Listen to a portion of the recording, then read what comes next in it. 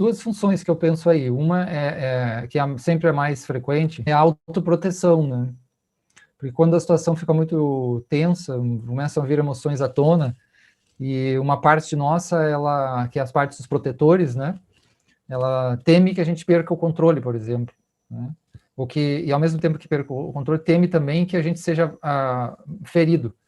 E que a nossa parte ferida, que, né, tem a ver com as nossas histórias pregressas, né, de criança, etc., ela seja ativada, seja ferida novamente, né? Então, os protetores têm um papel importante.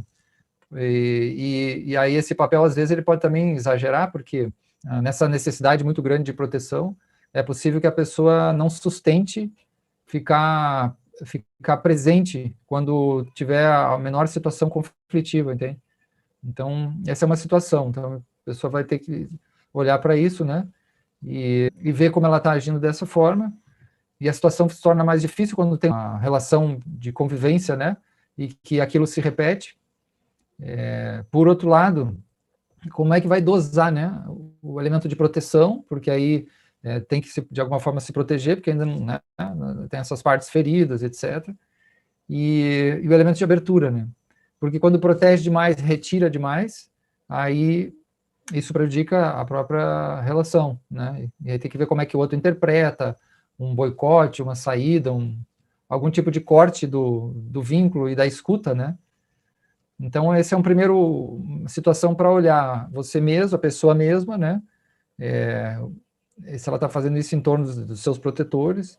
E depois aí ela vai ter que olhar se ela também se dispôs, né, se colocar na relação, né, e se ela, porque senão, se ficar só fugindo muito, porque lembra que uma das formas de comportamento de lidar é aquele que é o ataque, né, a culpabilização, e tem um que é mais de ficar fugindo, né, e todos são compreensíveis porque todos são defesas, isso é importante. Então, eu olhar e aí perceber que eu estou me defendendo, e fazer acolhimento da minha parte defensiva, né, e olhar para a parte mais frágil, sempre tentando a partir do seu self, né, do dimensão mais central, olhando para essas partes, né.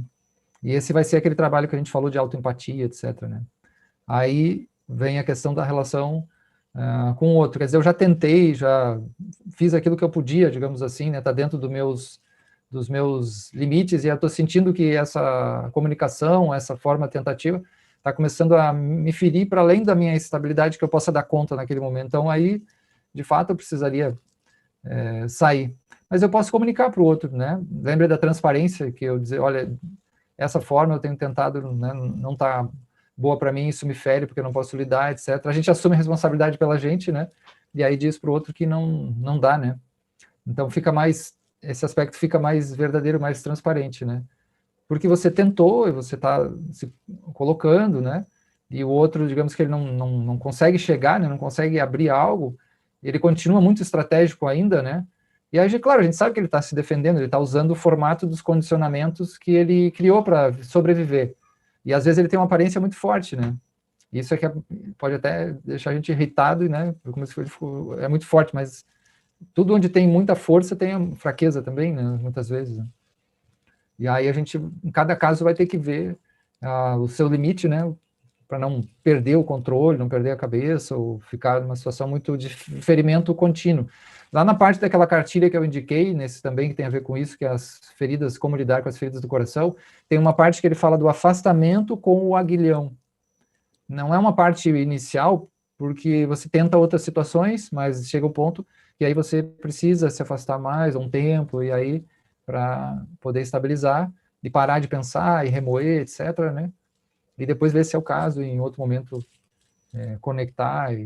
Mas sempre é importante a clareza, porque lembre que na visão do CNV sistêmica, o outro, ele sabe, né, do que você sente, assim, inconscientemente, sabe algo. Então é melhor, eu tenho medo, eu tenho raiva, eu sinto isso é assim, tá muito difícil para mim, entrar na verdade e aí eu tenho que me afastar, fazer isso, né? Claro, aí conforme a situação, né? Às vezes tem pessoas que a gente chama de chata, né? Que é um tema até para os padrões, né? Essa pessoa mais chata, recorrente, ela fica sempre remoendo, batendo naquilo ali, né? E aí a gente usa primeiro as formas compassivas, claras, transparentes, né? Mas às vezes chega um ponto que, de fato, tem que retirar e dizer, olha, não dá, não consigo, né? E, e pessoas, por exemplo, que têm um alto grau de dependência também, né? Elas ficam, tipo assim, sufocando, né? Então, aí, pessoas que usam muita chantagem emocional também, e aí a gente sabe que isso é ferimento, é falha, né? Falta. E aí fica pesado para outra pessoa. Então, é importante que a outra pessoa também possa dizer, olha, eu tenho o meu limite, não dá, não posso dar, e fazer e cortar algo, né? Nesse aspecto. Às vezes a gente tem mais limite, às vezes tem menos, né? Então é interessante, a gente está mais estável, está com mais força e vai um pouco mais, né? Um pouco menos, né? E aí, porque a outra coisa que as pessoas tentam fazer é extirpar a parte ferida, né? Diz que horrível, que raiva que me dá, que eu sinto, sou sensível diante do outro, não tenho força para peitar ou para, né, para ficar ali. Então tem que ter cuidado, né, dessa autoaceitação de não se polarizar com a parte ferida nossa, porque senão a gente vai estar sempre se autocondenando na parte da fragilidade, né?